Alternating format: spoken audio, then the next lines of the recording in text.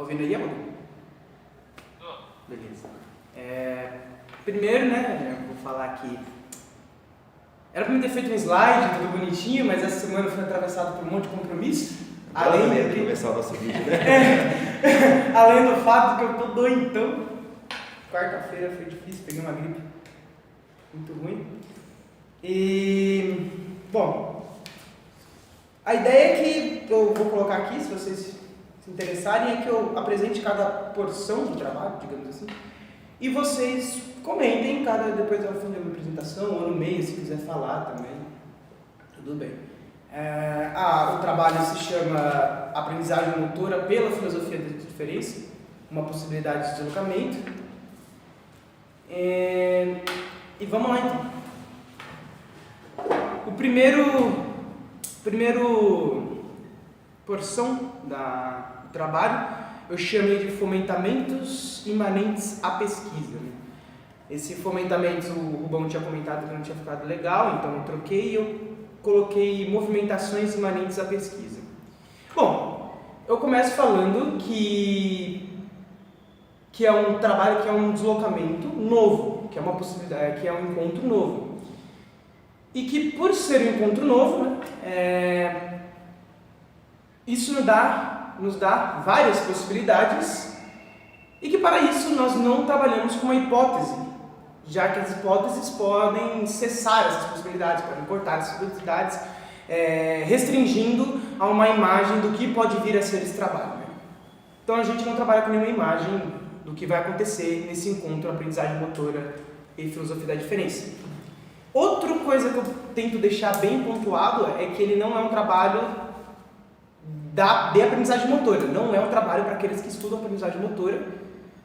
Sabemos que quem estuda aprendizagem motora, os cientistas que estudam aprendizagem motora, como no campo do comportamento motor, eles que estão aí para produzir pesquisas dentro do campo da aprendizagem motora. Trata-se aqui de um encontro entre filosofia da diferença, pesquisas entre filosofia da diferença e estudos da própria aprendizagem motora. Tente-se fugir aqui de um cartesianismo clássico, opor a aprendizagem, tente fugir de opor a aprendizagem motora ao estudo da filosofia da diferença. Eu não quero chegar aqui com o que é bom, o que é mal, o que está certo, o que está errado, mas trabalhar de uma forma amigável entre as duas pesquisas. E com essa ideia de trabalho de uma forma amigável, eu apresento uma palavra aqui, seria uma colocação que, como o Rubens inventou, tem que explicar, que são os convites insuspeitados. Eu falo que trabalhamos com convites insuspeitados. O que são esses convites insuspeitados? Se trabalhamos de uma forma amigável com os estudos de aprendizagem motora e filosofia da diferença, a ideia de convites insuspeitáveis, e como esse é um deslocamento até para a área da pesquisa que ocorre de maneira nova, de forma inusitada, trabalho com a ideia de convite aquilo que potencializa, o que questiona e que problematiza a pesquisa. As problematizações imanentes à pesquisa. O que surge, que faz movimentar o nosso pensamento. Digo que estou tentando sair do cartesianismo clássico, né, da dialética tradicional, e também de um pensamento por representações. Um pensamento grudado nesse eu, onde o outro é aquilo que eu penso do que ele é, restringindo assim as múltiplas possibilidades que se encontram nos outros. Né? Cito aqui que trabalharei de forma principal com os filósofos franceses Gilles Deleuze e Francis Guattari, e outros que trazem à tona, e outros e outras que trazem à tona a questão da diferença para a filosofia. Não se trata também de um trabalho filosófico, né? Mas sim um trabalho potencializado entre essas duas pesquisas, tá? Porque é um artigo científico. Bom, todo esse tipo de movimentação, de pensar o outro como uma diferença, de pensar o outro como múltiplo, ele é bem nítido, né, nos estudos da filosofia da diferença. Entretanto, é uma situação, coloco que é uma situação que evoca a produção de controle aos estudos da aprendizagem motora como campo do comportamento motor. Como isso? Então a gente pode observar isso, a gente pode observar essa situação quando você pega na literatura da aprendizagem motora e encontra fases, você encontra feedbacks, habilidades-alvo, tarefas, comportamento-alvo. Então, são imagens de como a pessoa pode se comportar para atingir digamos assim, de determinado movimento. Um movimento essencial, um movimento que possibilita menos erros. E com isso, constrói também imagens pela vida, como ocorre no desenvolvimento motor. Essa é o que eu apresento na primeira parte. Aí vocês teriam alguma questão dessa primeira parte? Eu prefiro falar no final. No final? Eu também prefiro. Beleza. Paulo. Oi. Eu tenho, não sei, talvez um comentário. Talvez seria interessante, como a gente está fazendo ciência, né? E precisa chegar em algum determinado ponto, sabe? Se você não quer trabalhar com a palavra assim, em si, hipótese, talvez a intuição com Bergson, manja. Porque querendo ou não, de certa forma, tipo, a gente traça coordenadas para chegar em determinado ponto, entende? Então, não sei, me parece uma boa, ou não. Você me tocou num ponto que eu até esqueci de falar. Parece sim uma boa. E outra é que eu coloquei que por essa pesquisa tá aberta as possibilidades, eu cito Deleuze e Guattari aqui, né? Falando sobre os devires, né? Que está aberta a essas possibilidades, né? Essas milhões de possibilidades que uma descoberta, que um encontro novo pode possibilitar. E outra que eu coloco que tento trazer uma escrita imanente ao pensamento, às ideias, aos convites que surgem. É uma cartografia, né? De forma que tenta ocorrer de forma de produzir um rizoma, né? Pode-se saber de onde ela começa, mas para onde ela vai acontecer, esse é um dos pontos de estar aberto aos devires, as possibilidades que podem acontecer. Pode ser que eu coloque a intuição em Bergson, mas, bom, é algo para se pensar. Eu não pensei ainda. Valeu, cara.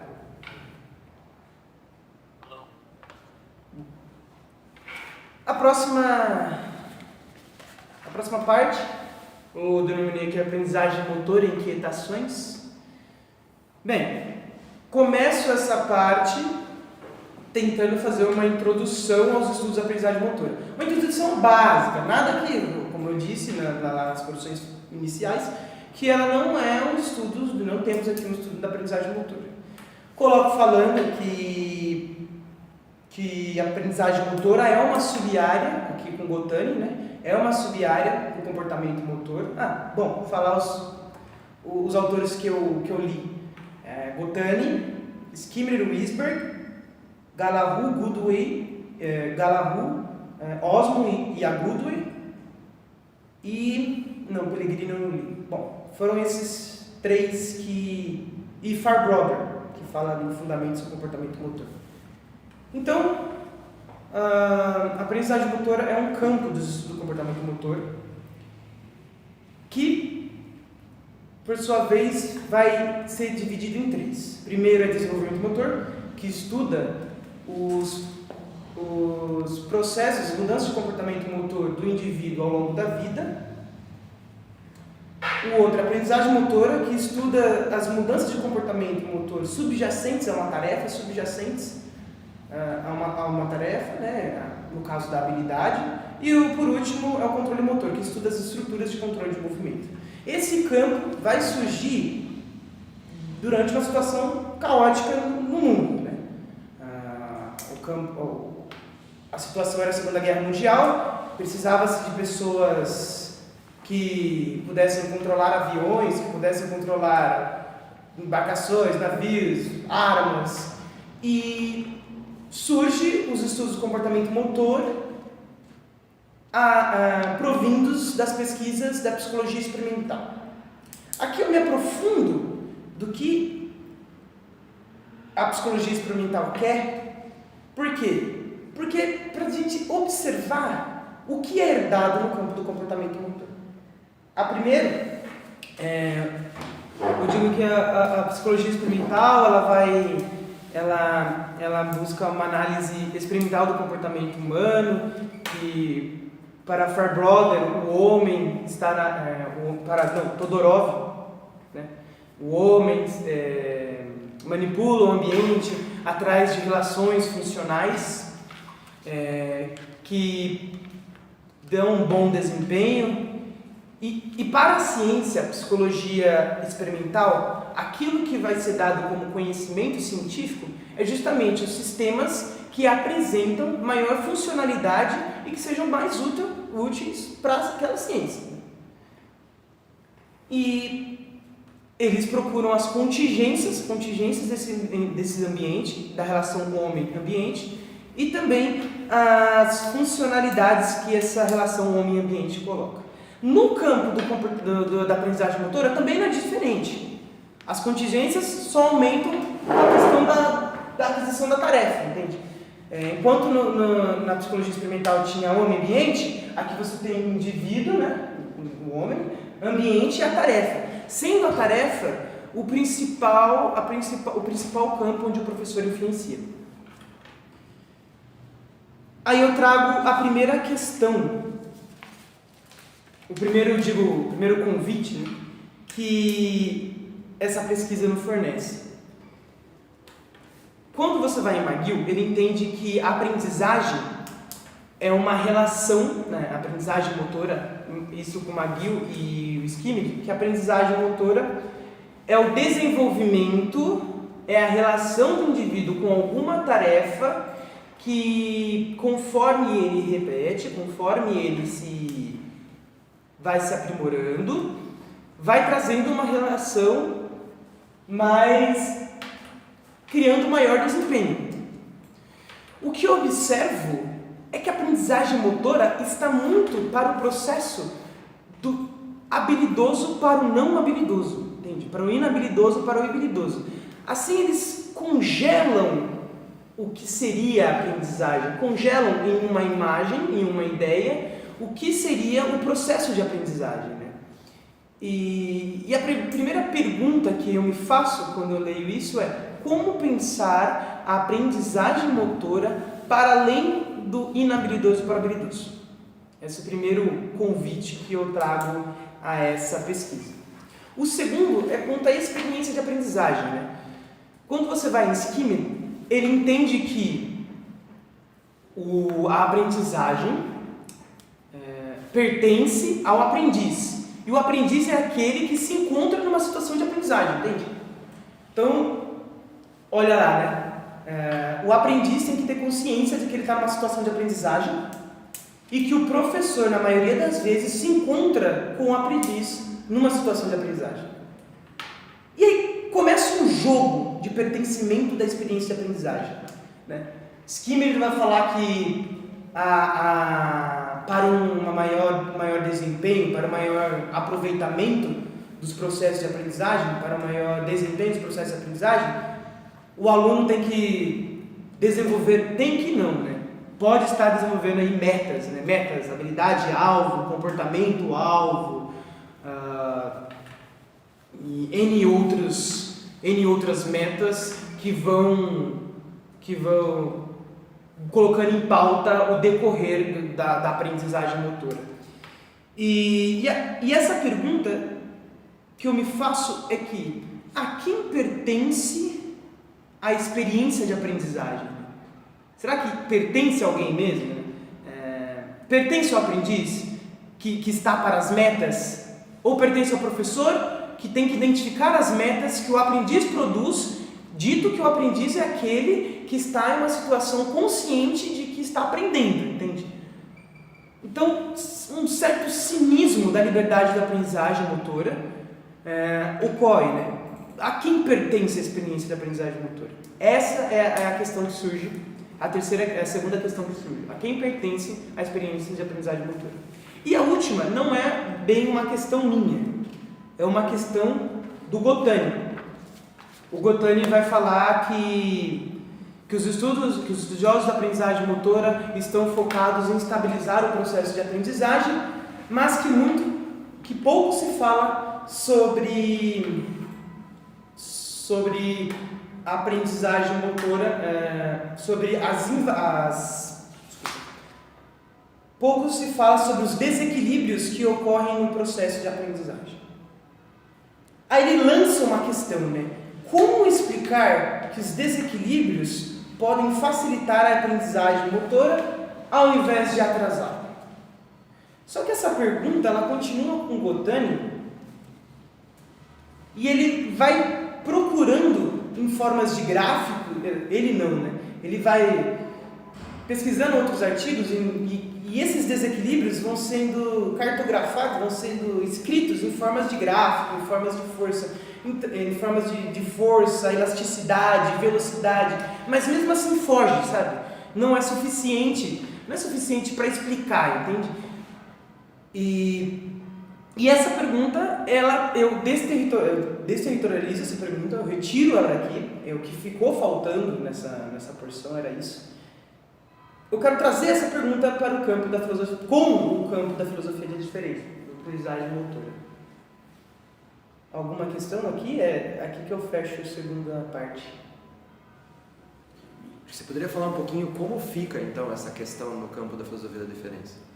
Qual a mudança de olhar que acontece quando você pensa a partir de outro campo nessa mesma questão da impossibilidade de fechar em categorias todas as fases ou possibilidades do movimento humano?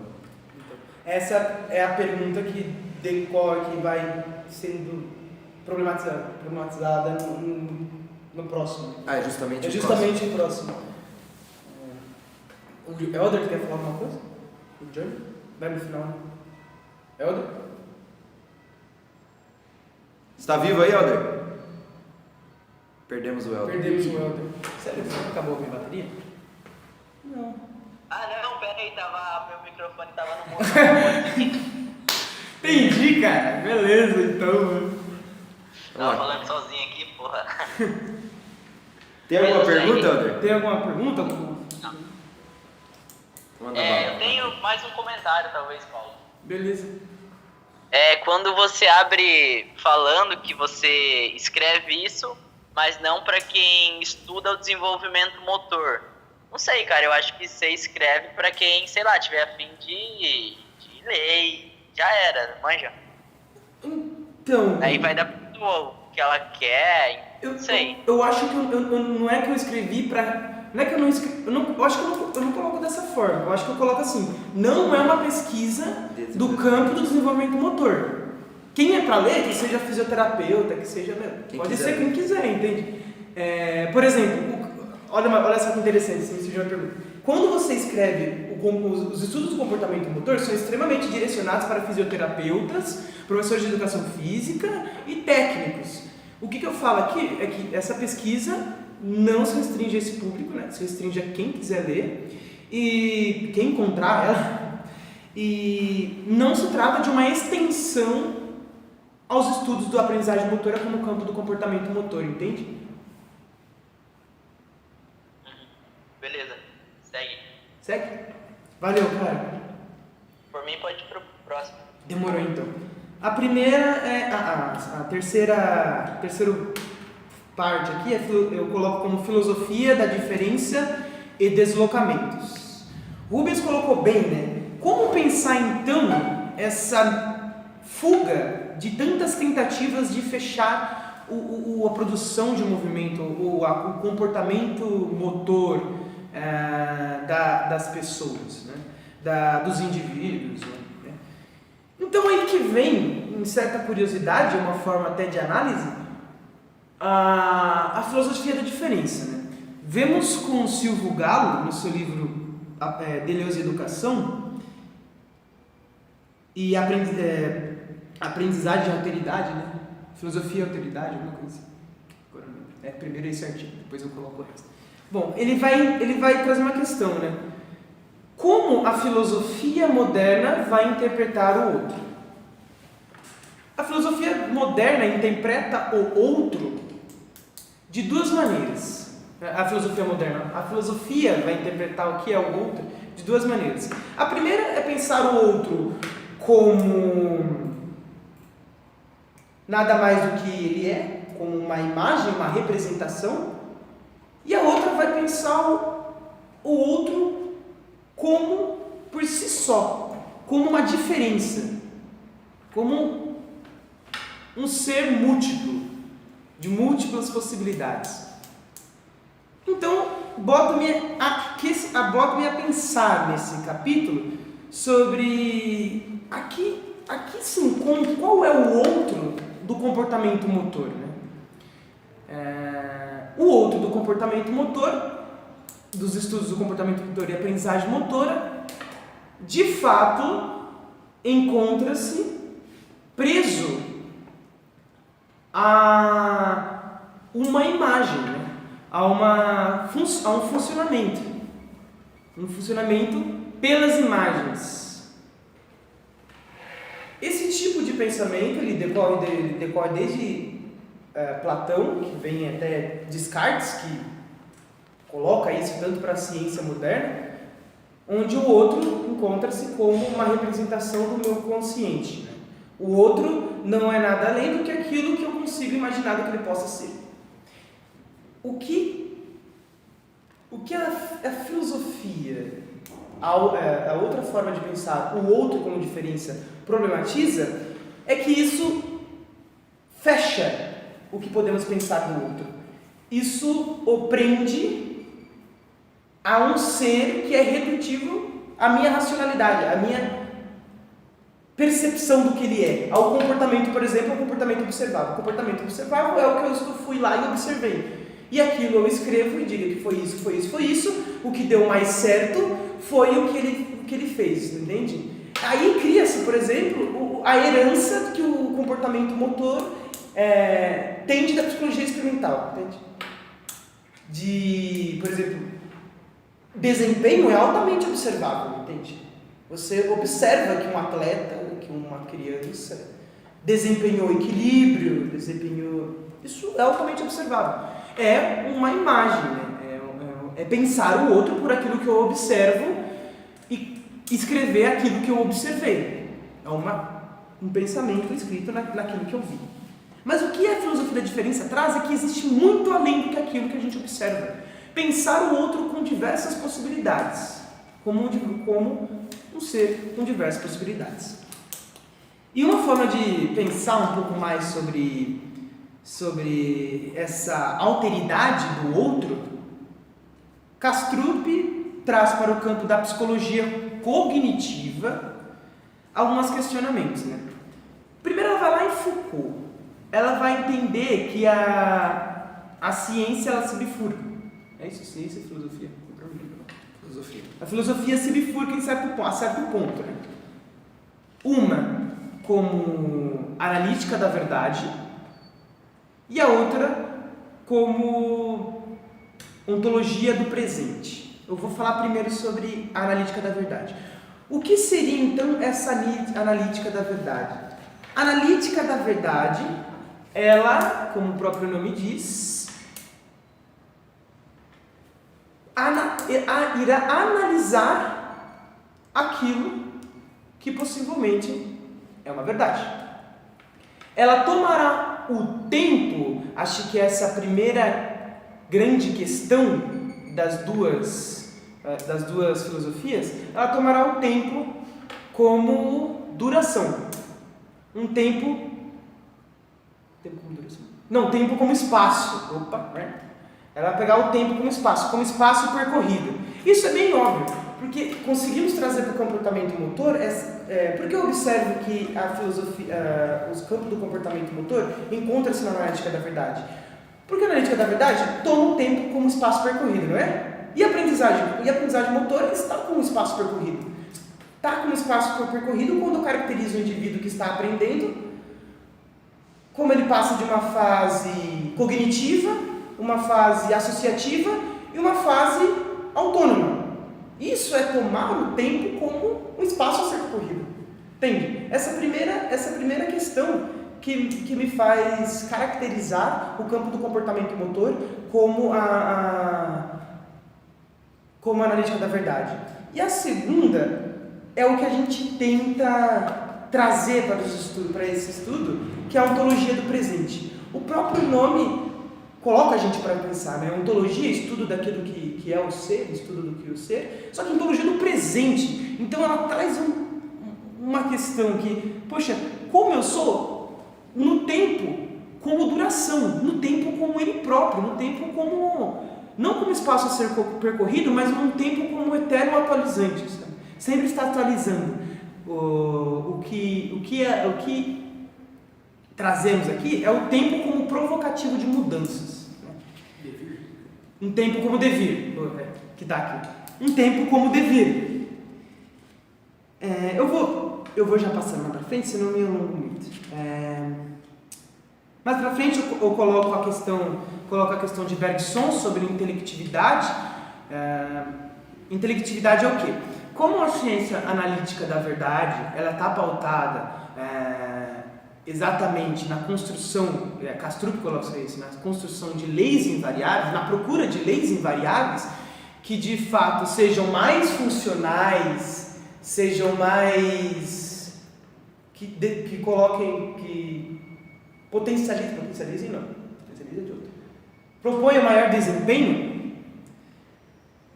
O que está ali se tornam quase que regras de identificação em que fase o indivíduo está, né? Por exemplo, metas são imagens sobre como o indivíduo deve ser, como o indivíduo... e são livros de 300 e poucas páginas explicando de uma forma intelectiva aquilo por onde o indivíduo passa em toda a sua vida, ou por onde o indivíduo passa durante a aprendizagem motora. Então, a primeira coisa que eu faço é caracterizar os estudos do comportamento motor numa analítica da verdade. Tá? E depois, eu coloco a ontologia do presente. A ontologia do presente vai aparecer bem já na próxima porção, que é quando eu começo a problematizar a aprendizagem pela filosofia da diferença. Né? Enquanto a aprendizagem é caracterizada, por exemplo, por McGill como um processo que vai desencadear em melhora do desempenho, Silvio Gallo, junto com esse ser constantemente atualizado pelo tempo, nos propõe a pensar a aprendizagem de uma outra maneira. Ele bem coloca, né? Deixa eu achar aqui, porque eu queria ler esse porção. Texto, problemáticas... rápido, onde está? Aqui. Aprender está para alguém que procura, mesmo que não se saiba o que, e para alguém que encontra, mesmo que seja algo que não se tenha procurado. Poxa vida, então a aprendizagem não está só para o desempenho, né? A aprendizagem não está só para aquilo que eu procuro. A aprendizagem aqui nem está por eu estar sabendo que eu estou no processo de aprendizagem, entende? Por uma consciência, a aprendizagem problematiza a questão da própria consciência, de eu estar consciente de que eu estou no processo de aprendizagem. A aprendizagem está agora para alguém que procura, mesmo que não se saiba o que, e para alguém que encontra, mesmo que não seja algo que tenha procurado. Como assim? E essa é a questão que de fato potencializa esse encontro. Como pensar a aprendizagem motora para além de fases, né? Para além de metas, para além de colocação de metas. Eu acho que esse trabalho ele fica nisso, não fica nisso até porque não é um trabalho, projeto de um artigo, não é um artigo pronto. E espero eu, né, com o decorrer das escritas, estar maior problematizando. Algumas questões que eu quero trazer ainda para ele. A questão de habitualidade, Kastrup tem naquele arte e invenção lá atrás um texto lindíssimo sobre habitualidade. A habitualidade tem a ver com comportamento, eu quero trazer para cá. Antônio Damasio traz a questão das emoções dentro do comportamento humano, então quero trazer para cá para problematizar. e outros autores que estão sendo lidos aqui nos grupos de estudos do GPF e do PIBIC. E é isso aí. Acho que é isso. Pode meter bala aí, crucificar. Johnny, você tá bonito, hein, Johnny? Ó, Pegou aí? Tô focado? tá focado. Bota na tela aí, irmão. Bom, então... O cara arrumou aí, eu me mexi aqui, né? Ficou melhor ainda. Ficou melhor. Então, em primeiro lugar, parabéns, né, como sempre. Esse tema é muito difícil. A gente está percorrendo aí por caminhos que não são desbravados ainda, né? E a gente sabe o quanto é difícil produzir esse conteúdo novo. Então, parabéns aí pela coragem e pelo empenho. E pelo trabalho que você produziu, né? Porque aqui, nesse momento, pelo menos eu tive uma aula sobre possíveis relações entre a filosofia da diferença e o comportamento motor, né? Me fez pensar muita coisa e me fez repensar a minha ideia de estudo sobre o comportamento motor, né? Porque até hoje não me interessou isso, né? E dentro dessa perspectiva me interessa muito. Eu quero acompanhar de perto o que você está produzindo e o que você vai produzir até o final disso daqui, né? Até o final não, né? Até o começo de novas produções que você vai fazer. Eu achei interessante na sua fala, primeiro, eu acho que a gente pode recomendar um texto do Mário para você, que a gente está lendo lá no grupo, no GT, pelo menos a primeira parte, porque na primeira parte ele vai trazer a diferença enquanto negação, né? Então, eu mando para você depois, mas a diferença ela está em mim e não no outro, entende? Que é o que você já trouxe do Silvio Galo. A diferença em mim e não no outro é no sentido de que o outro é a diferença de mim, né? A diferença é o que é a diferença da identidade.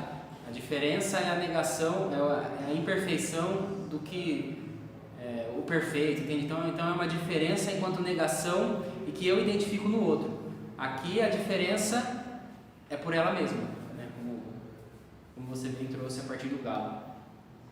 E que também eu estou me aprofundando e começando a entender um pouco melhor agora esse tema. E esse texto ajuda. Acho que você vai precisar pensar no tempo, né, nessa questão da ontologia do presente, no tempo do devir, na analítica da verdade. Eu acho que vai ser fundamental para o seu trabalho, né? E também pensar a questão do tempo da sua apresentação. Aqui tudo bem, né? Lógico, mas normalmente, né, você tem espaços pequenos assim de apresentação, né? Então aqui, lógico, né, aqui não tem problema, né? Pelo menos eu não tenho nenhum compromisso agora, podia ficar a tarde inteira aqui, mas normalmente nas apresentações são, sei lá, 10, 15 minutos, né? E aí a gente precisa